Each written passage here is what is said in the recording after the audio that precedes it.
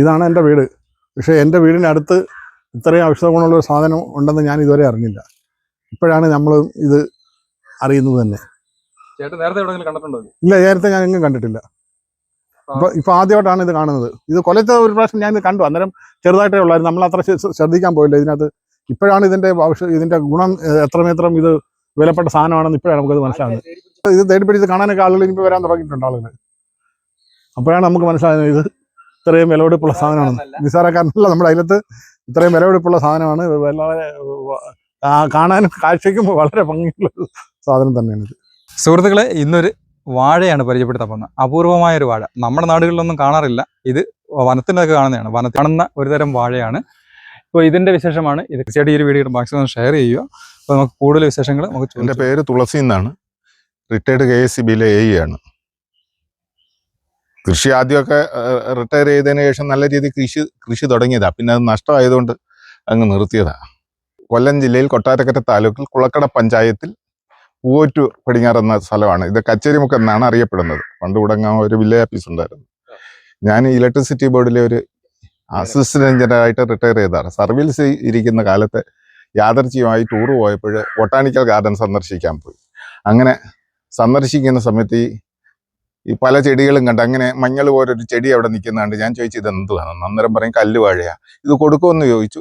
കൊടുക്കാമെന്ന് പറഞ്ഞു. ആകെ അവിടെ 2 തയ്യേ ഉള്ളൂ. ഞാൻ അതിൻ്റെ വില ഒരു 30 രൂപ കണ്ട, ചെറിയൊരു എമൗണ്ടാണ്. ഞാൻ അത് കൊടുത്തു. അത് ഓഫിൽ അവർ വിൽക്കുന്നതെന്ന്, ഈ സാധാരണ വിൽക്കുന്നതല്ല. അപ്പോൾ അത് ഞാൻ മേടിച്ചു. കൂടെ കൊണ്ടുവന്നപ്പം 2 ഇലയിൽ ഒരേല ഒടിഞ്ഞു പോയി.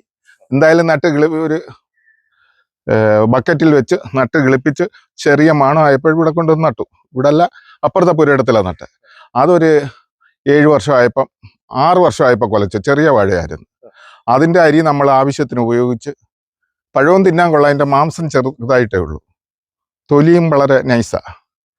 അപ്പം അരിയെല്ലാം സൂക്ഷിച്ച് വെച്ചിരുന്നിട്ട് കുറേ അരി നട്ടു. അതിൽ 7-10 എണ്ണം കിളിച്ചു. അതിൽ 4-5 എണ്ണമേ നടാൻ പറ്റുള്ളൂ. അതിൽ 2 എണ്ണമാണ് ഇപ്പൊ ഈ നിൽക്കുന്നത്. പിന്നീട് അതിന്റെ അരി വെച്ചിരുന്ന വീണ്ടും നട്ടതാണ് ഈ നിൽക്കുന്ന തയ്യ്. കൊണ്ടുവന്നപ്പോ അവര് അവിടെ ചോദിച്ചപ്പോ തന്നെ പറയും ഇത് എന്തോ കാര്യത്തിനാ കൊണ്ടുവന്ന്, ഇത് 7-8 കൊല്ലം ആവും ഇത് കൊലയ്ക്കാന്, അതിന്റെ ആവശ്യമുണ്ടോ? ഞാൻ പറഞ്ഞു എന്തായാലും ആയിക്കോട്ടെ. എനിക്ക് പണ്ട് ശങ്കനാശ്ശേരി ജോലി ചെയ്യുമ്പോൾ ഒരു ആദിവാസി ഇതേപോലെ ഇതിന്റെ ഒരു കാ കൊണ്ടുവന്നു വിലയ്ക്ക് തന്നായിരുന്നു. അന്ന് 50 രൂപയും കണ്ടാ മേടിച്ചത്. അപ്പൊ ഞാൻ അന്ന് കൊണ്ടുവന്നത് കഴിക്കുകയും ചെയ്തു. എനിക്കൊരു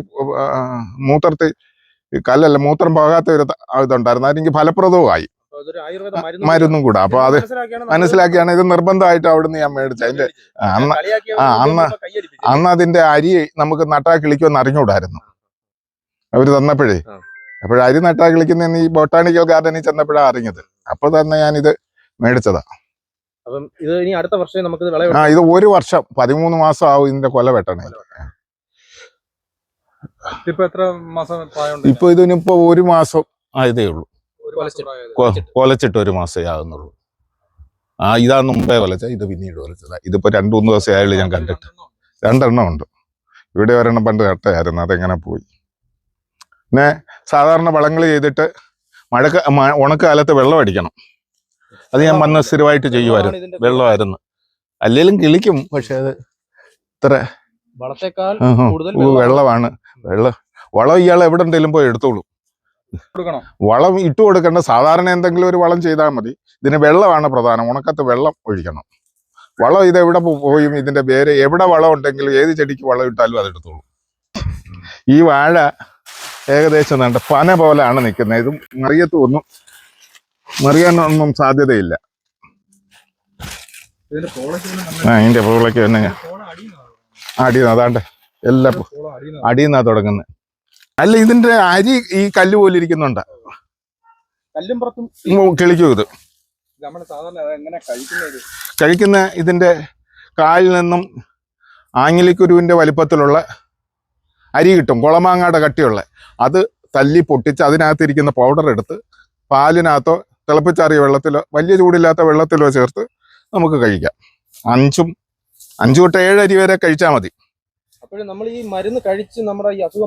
മാറിയത് ഉറപ്പാ, എനിക്ക് ഉറപ്പാ. ഞാൻ അമൃതയിൽ പോയി പരിശോധിച്ചതാ. ഒരു മരുന്നൊക്കെ കുറിച്ച് തന്നതാ. അതുകൊണ്ടാണ് ഞാനിത് മേടിച്ചത്. അന്ന് നടാൻ അറിയുമായിരുന്നെങ്കിൽ അന്ന് തന്നെ നട്ടേനെയായിരുന്നു. ഇത് അരിക്ക് ഭയങ്കര വിലയാ.